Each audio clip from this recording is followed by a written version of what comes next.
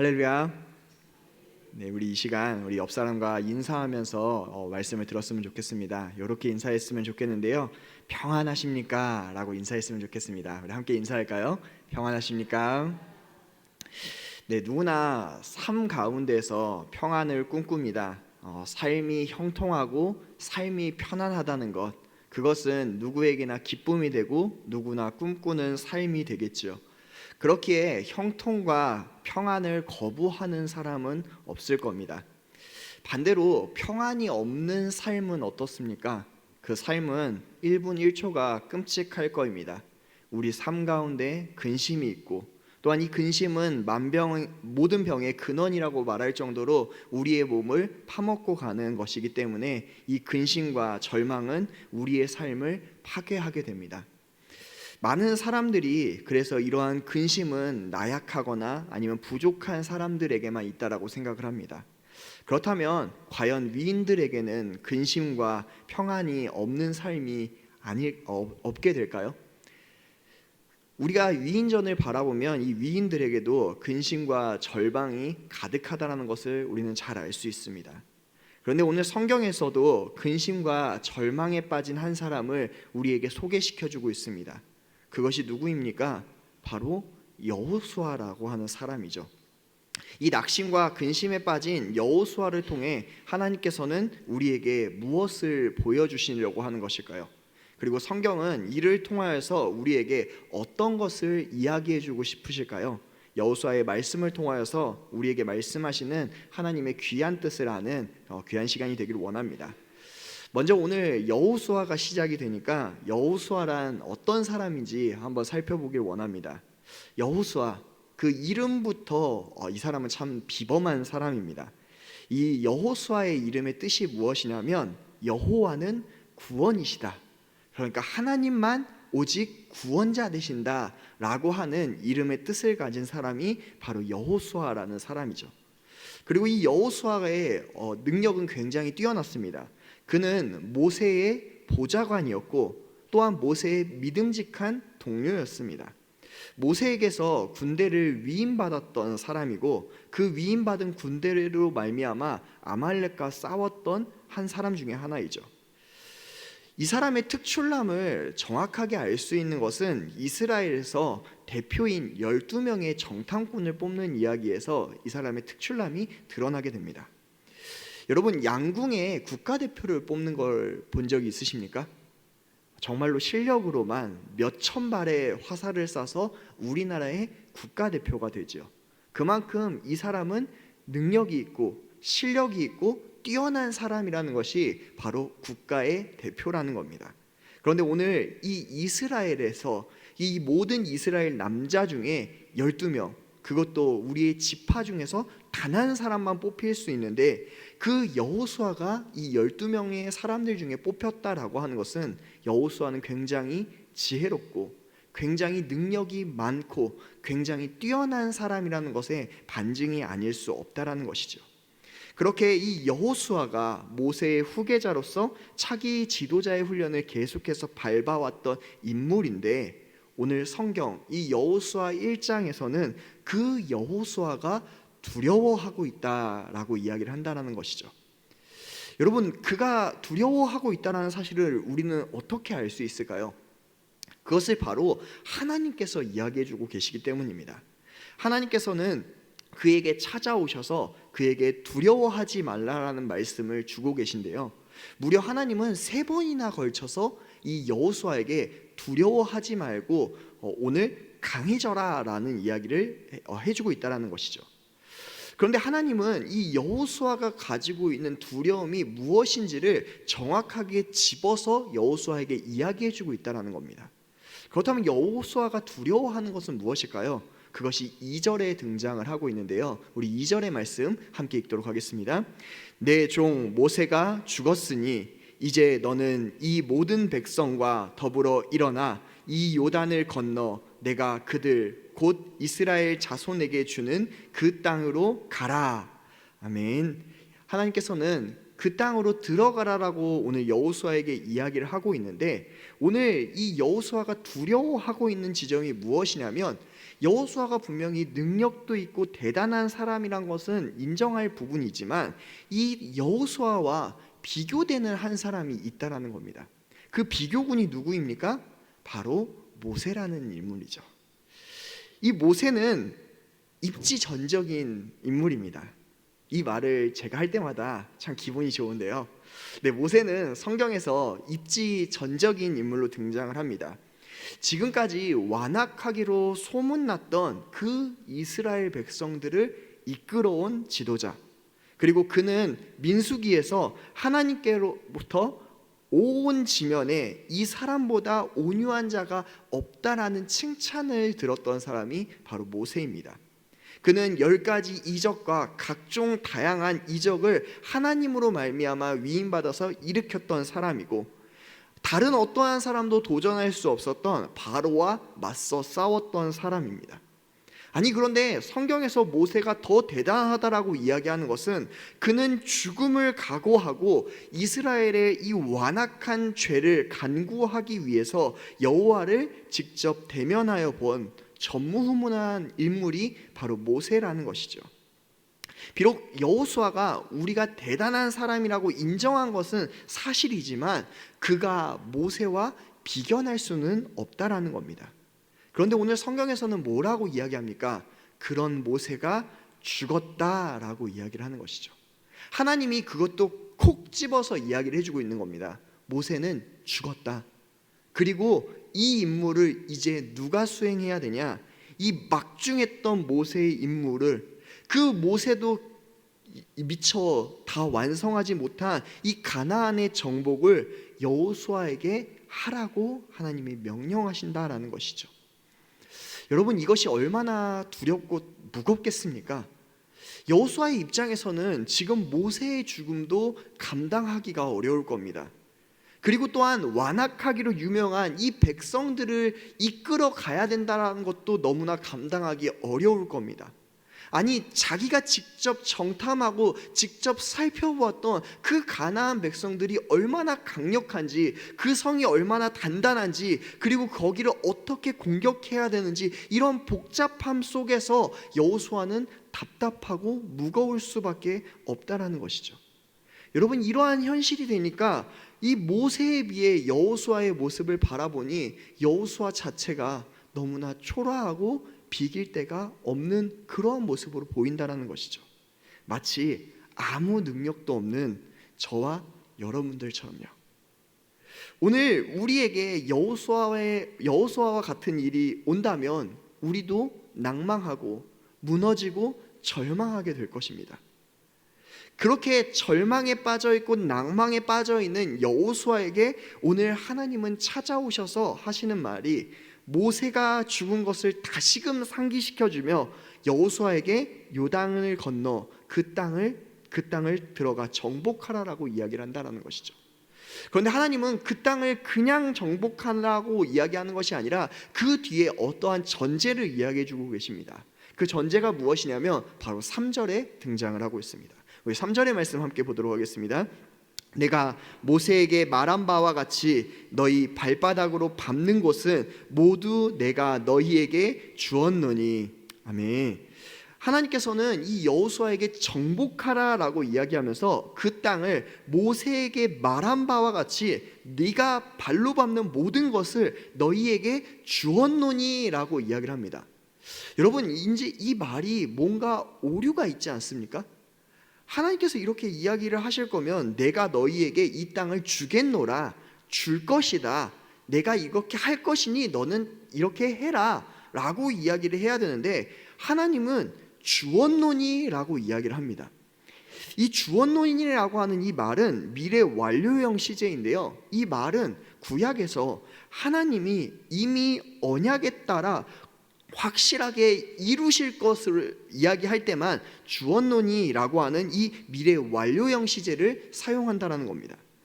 그러니까 하나님은 지금 여호수아에게 이미 말을 할 때 내가 이것을 언약에 따라 확실하게 이루어 놨으니 너는 이것을 따르기만 하면 된다. 그러니까 너는 전쟁을 해라가 아니라 하나님께서는 뭐라고 이야기를 하시냐면 내가 이미 이 전쟁을 다 끝내놨으니 너는 일어나 순종하여 그 길을 따라만 오면 된다라고 이야기를 한다라는 것이죠. 자, 여러분, 하나님께서는 여호수아에게 너는 순종하여 따라오기만 하면 된다라고 이야기했습니다. 자, 이 말을 들었던 여호수아, 이제 그에게는 아주 큰 능력이 생겼겠죠. 모세와 같은 온유함이 생겼겠죠. 모세와 같은 기적이 생겼겠죠. 그런데 성경의 말씀을 보면 여호수아에게 기적이 일어났다라고도, 여호수아의 기질이 변화했다라고도, 여호수아에게 강한 능력이나 지혜가 임했다고도 이야기하지 않습니다. 여러분, 여호수아에게 변한 것은 단 한 가지도 없다라는 것이죠. 여러분, 어떻게 이 하나도 변하지 않았던 이 연약한 여호수아인데, 연약한 저와 여러분인데, 완악한 이스라엘인데 어찌 저 가나안 땅을 정복할 수 있을까요? 하나님은 이렇게 연약하고 완악하고 부족한 여호수아와 저와 여러분에게 가장 큰 선물을 주십니다. 그 선물로 말미암아 이 모든 것을 능히 헤쳐나갈 수 있게 만드셨다라는 것이죠. 하나님은 그러면 이 여호수아에게 무엇을 선물로 주셨을까요? 성경은 여호수아에게 주신 선물을 바로 하나님이다라고 이야기를 합니다. 하나님은 여호수아에게 하나님이라고 하는 최고의 선물을 선물로 주신다라는 것이죠. 하나님은 여호수아에게 하나님을 선물로 주면서 이렇게 약속을 하셨습니다. 5절의 말씀인데요, 우리 5절의 말씀 함께 읽도록 하겠습니다. 내 평생에 너를 능히 대적할 자가 없으리니 내가 모세와 함께 있었던 것 같이 너와 함께 있을 것임이니라. 내가 너를 떠나지 아니하며 버리지 아니하리니. 아멘. 오늘 하나님께서는 여호수아에게 너무나 큰 은혜를 주십니다. 내가 너를 능히 당할 자를 내 평생 가운데 어느 누구도 세우지 않을 것인데 내가 너를 모세와 함께 했던 것처럼 너와 함께 할 것이다. 내가 너를 다시는 떠나지 않고 다시는 너를 버리지 않겠다라고 하며 하나님을 선물로 주시겠다라고 하는 이 확실한 메시지를 여호수아에게 선포하고 있다는 것입니다. 여러분, 그런데 이 확실한 선포의 메시지가 여기에서 끝나도 멋있는데 하나님은 여기에서 한 가지를 더해주고 계시다라는 것이죠. 우리가 읽진 않았지만 이 6절에는 하나님이 뭐라고 이야기를 하시냐면 이 여호수아에게 강하고 담대할 이유를 어디에서 찾느냐면 언약에서 찾습니다.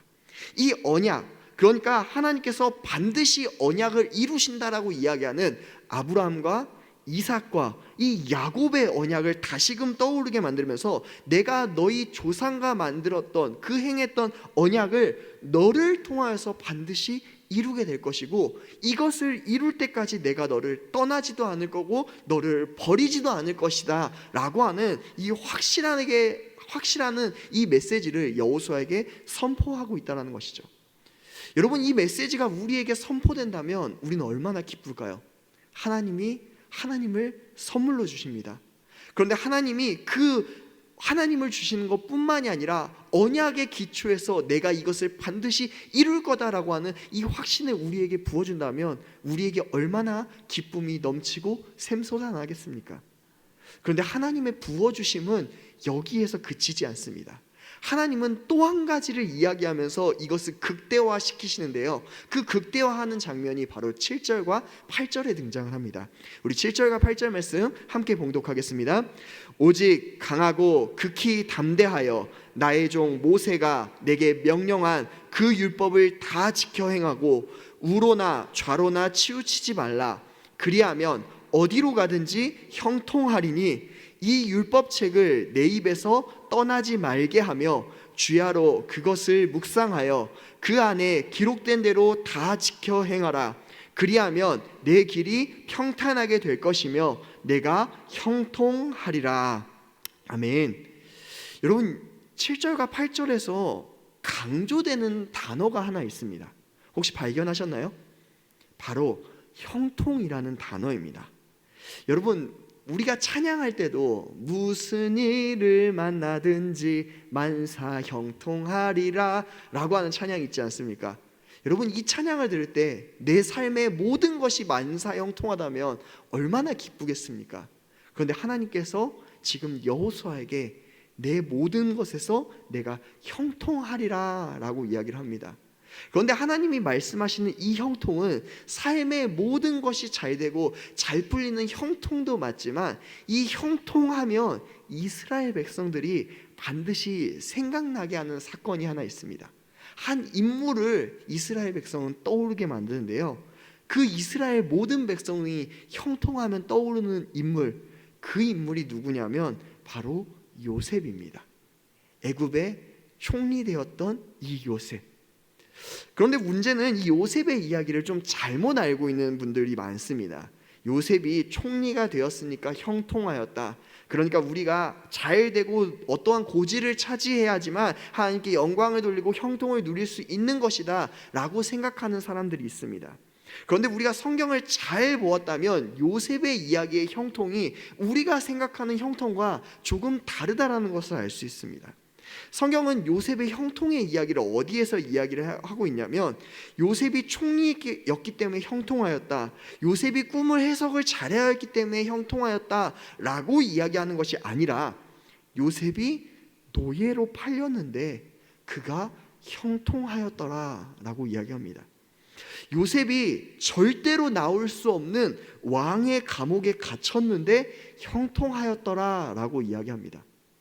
여러분, 형통할 수 없는 상황인데 하나님은 요셉이 형통하였다라고 이야기하고 있다는 것이죠. 그렇다면 이 형통의 전제를 우리는 분명하게 알아야 되는데요, 하나님은 요셉이 형통하였다라고 하는 이 앞부분에 반드시 무엇이라고 이야기를 하냐면, 요셉과 여호와께서 함께 하심으로 말미암아 그가 형통하였다라고 이야기합니다. 여러분, 그가 노예였는데 형통할 수 있는 이유는 여호와께서 함께 하셨기 때문입니다. 그가 나올 수 없는 왕의 감옥에서 형통할 수 있었던 이유는 하나님이 그와 함께 하셨다라는 겁니다. 그런데 여러분, 이 말이 여호수아에게는 얼마나 위로가 되는지 모릅니다. 여러분, 여호수아가 어느 지파 사람인지 혹시 아십니까? 이 여호수아는 에브라임 지파 사람입니다. 이 에브라임이 누구에게서 나온 지파입니까? 바로 요셉에게서 나온 지파이죠. 여러분, 우리는 우리 조상들 가운데 가장 존경하고 닮아가고 싶어하는 사람이 있지 않습니까? 이 여호수아가 가장 닮고 싶은 사람이 누구일까요? 자기 옆에 있었던 사람이 모세였고, 자기 조상에게서는 가장 닮고 싶은 사람이 하나님과 동행하였던 바로 요셉일 겁니다. 그런데 오늘 하나님은 그 요셉의 형통을 여호수아에게 동일하게 부어주겠다라고 이야기를 하는 것이죠. 여러분, 하나님이 얼마나 세심하십니까? 지금 하나님은 여호수아가 두려움에 떨고 있을 때 세 가지로 그를 일으키시고 있는 겁니다. 너가 그렇게 닮고 싶어 했던 모세처럼 너와 함께 할 것이다. 내가 너희가 꿈꾸고 있는 너희의 조상 아브라함과 이삭과 야곱에게 하였던 그 언약을 너를 통하여서 성취할 것이다. 내가 요셉처럼 너와 함께하고 너를 떠나지 않아서 반드시 이 형통을 이루어 가겠다라고 하는 위대한 약속을 여호수아에게 부어주고 있다는 것이죠. 여러분, 이 형통의 이 은혜를 여러분은 받고 싶으십니까? 누구나 이 여호와의 형통을 누리고 싶을 겁니다. 하나님과 동행하고 그 동행으로 말미암은 형통을 누리고 싶어 할 겁니다. 그런데 하나님은 이 형통을 누릴 수 있는 방법을 여호수아에게 이미 이야기하셨습니다. 이 형통을 누리는 전제로 하나님은 여호수아에게 모세에게 명령한 율법을 지켜 행하고 내 입에서 그것을 떠나지 말게 하며 주야로 묵상하고 기록된 대로 다 지켜 행하면 이 형통이 계속해서 유지될 것이라고 분명하게 이야기해주고 있다는 것이죠. 그런데 여러분, 이 말을 듣고 나서부터 우리의 마음이 굉장히 무거워지기 시작합니다. 하나님, 형통을 이루는 게 참 어렵네요. 율법을 다 지켜야 되고 말씀을 계속해서 외워야 되고 묵상해야 되고 기록된 대로 다 지켜 행하는 것, 하나님 정말 어려운 거를 우리에게 요구하시는군요. 그러니까 형통이 너무 어렵죠 라고 우리는 생각할지 모릅니다. 그런데 여러분, 여기에서 참 독특한 것이 하나 있습니다. 하나님이 그를 떠나지 않을 거라고 이야기하셨고, 그와 계속 함께 하셔서 계속해서 하나님의 뜻을 알려주겠다라고 분명하게 이야기하셨는데, 왜 하나님은 여호수아에게 말씀을 묵상하고 또한 그 말씀을 계속해서 읽게 만드시고 또한 그 말씀을 계속해서 왜 행하라고 이야기하셨을까요? 이것은 단순하게 여호수아에게만 이 복을 부어주는 것이 아니라, 하나님은 지금 이 메시지를 듣고 여호와의 명령을 듣고 여호와의 명령을 묵상하고 여호와의 명령을 행하는 모든 자들에게 이 여호수아가 받는 이 복을 그들에게 동일하게 부어주겠다라고 하는 하나님의 약속이기 때문입니다. 여러분, 직접적으로 여호수아는 하나님의 계시를 받을 수 있었지만, 하나님은 평범한 여호수아에게 그렇게 하나님을 부어주시는 것이 아니라 무엇을 통하여서요? 이 율법이 모인 구약 성경과 신약 성경을 모인 이 성경 전설을 통하여서 성경 전설을 듣고 믿고 상고하는 모든 자들에게 이 형통을 부어주시겠다라고 하는 하나님의 확신을 우리에게 선포하고 있다는 것입니다. 여러분, 그래서 이 여호수아의 이야기를 단순한 전쟁의 이야기로만 그쳐서는 안 된다라는 겁니다. 많은 사람들이 이 여호수아의 이야기를 볼 때, 여호수아가 가나안 땅을 정복했구나, 저 가나안 땅은 완악한 사람이구나 라고 성경을 덮어서는 안 된다라는 겁니다.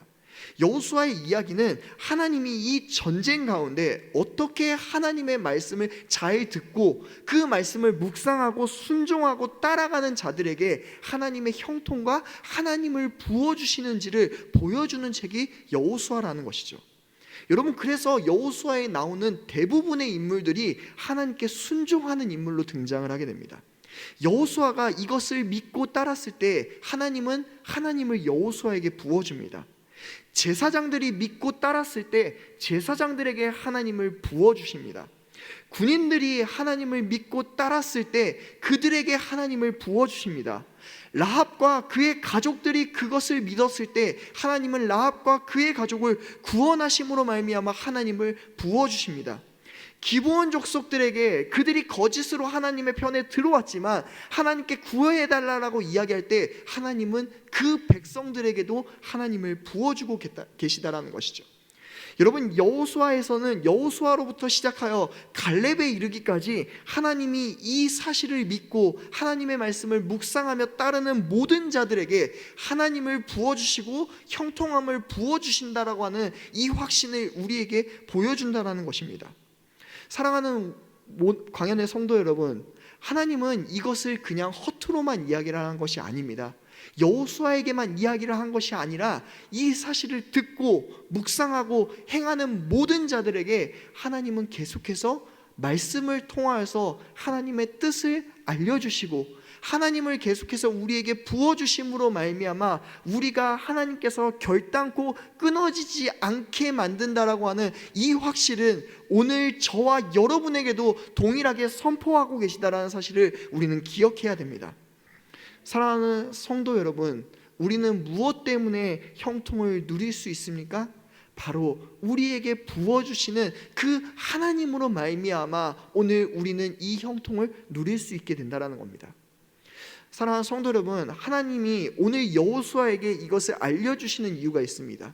지금까지 이스라엘 백성들과 여호수아는 모세의 믿음에 기대어서 신앙생활을 했습니다. 모세가 이끄는 대로 가고 모세가 말하는 대로 가고 또한 모세가 가자라고 하는 대로 갔던 것이 바로 이들의 믿음이었다라는 것이죠. 그런데 이제 그 모세가 죽었습니다. 그들이 의지할 것이 없어지고 그들이 이제 의탁할 곳이 사라지게 되었다라는 것이죠. 하나님은 의도적으로 여호수아와 오늘 이스라엘 백성들을 그 상황으로 만들어 가셨습니다. 왜 그렇습니까? 누구 스스로가 하나님을 만나야 된다라는 겁니까? 나 자신, 나 스스로가 하나님을 만나야 된다라는 사실을 여호수아와 오늘 이스라엘 백성들에게 분명하게 알게 해주셨다라는 것이죠. 이 가나안 땅에 들어가서 우리가 다른 사람의 신앙에 의지하는 것이 아니라 오늘 우리 스스로가 하나님을 직접 대면하고 말씀을 통하여서 하나님을 계속해서 깨닫고 그 형통을 누려가야 된다는 것을 오늘 여호수아와 이스라엘 백성과 저와 여러분에게 이 사실을 알려주셨다는 겁니다. 사랑하는 성도 여러분, 우리는 혹시나 뛰어난 담임 목사님의 설교에 기대어서 우리는 신앙생활을 하고 있지는 않습니까? 우리 담임 목사님의 말씀이 너무나 뛰어나기 때문에 그 말씀만 들으면 돼 라고 이야기를 하며 우리 스스로는 결단코 성경 말씀을 읽어보지도 않고 공부하지도 않고 훈련하지도 않는 모습이 나의 모습은 아닙니까? 우리 교회가 건강하기 때문에 내 신앙은 건강하다라고 스스로 이야기를 하면서 나는 결단코 하나님의 뜻을 알고자 말씀을 읽어보지도 그 말씀을 가까이 하려고도 하지 않는 것이 혹시나 우리의 모습은 아니냐는 겁니다. 오늘 성경은 우리에게 이야기하고 있다는 것이죠. 너가 혹시나 그렇게 기대고 있다면 이제 그 기대는 신앙을 내려놓고 너에게 내가 말씀한 그 뜻을 확실하게 알 수 있는 말씀을 부여잡고 나를 선물로 받아라. 그리고 그 하나님을 선물로 받음으로 말미암아 무엇을 누려라? 하나님과 동행함을 누리고 하나님이 부어주시는 그 형통함을 누려라 라는 것이 오늘 하나님께서 우리에게 부어주시는 말씀입니다. 사랑하는 성도 여러분, 우리는 무엇으로 형통할 수 있습니까? 오늘 하나님은 우리에게 건강한 담임 목사님과 건강한 교회를 주셨습니다. 그래서 우리는 이 건강한 담임 목사님과 교회를 통하여서 계속해서 우리 스스로 말씀을 접하며 하나님을 경험할 수 있게 되는 겁니다. 우리 광영교회 모든 성도 여러분들이 말씀을 통하여서 하나님을 경험하고 하나님을 경험함으로 말미암아 하나님과 동행하고 하나님과 동행함으로 말미암아 평안을 누리고 형통을 누리는 우리 귀한 광연의 모든 성도님들 되시길 간절하게 소망하겠습니다.